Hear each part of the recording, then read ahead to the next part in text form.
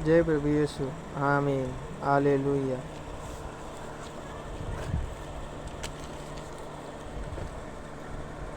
व्यवस्था विवरण 1.1-2:21। होरेब से प्रस्थान की आज्ञा। पहले का पहला। जो बातें मूसा ने यरदन के पार जंगल में अर्थात सूप के सामने के अराबा में और परान और तोपेल के बीच और लबान हसेरोत और दीजाहाब के में सारे इसराइलियों से कही वे ये हैं।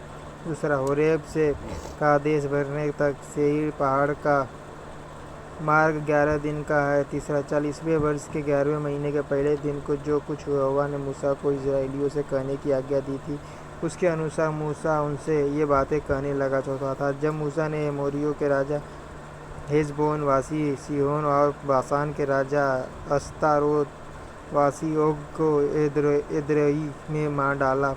पांचवा, उसके बाद यरदन के पार मोआब देश में वह व्यवस्था का विवरण यो करने लगा। छठा, हमारे परमेश्वर यहोवा ने होरेब के पास हमसे कहा था, तुम लोगों को इस पहाड़ के पास रहते हुए बहुत दिन हो गए हैं।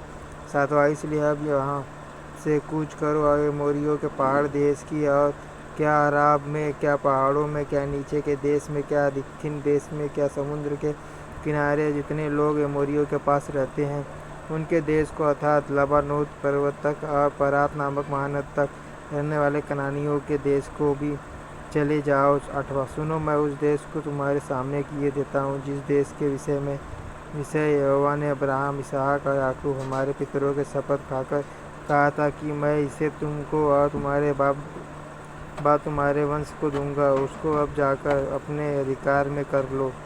जय प्रभु यीशु। आमीन।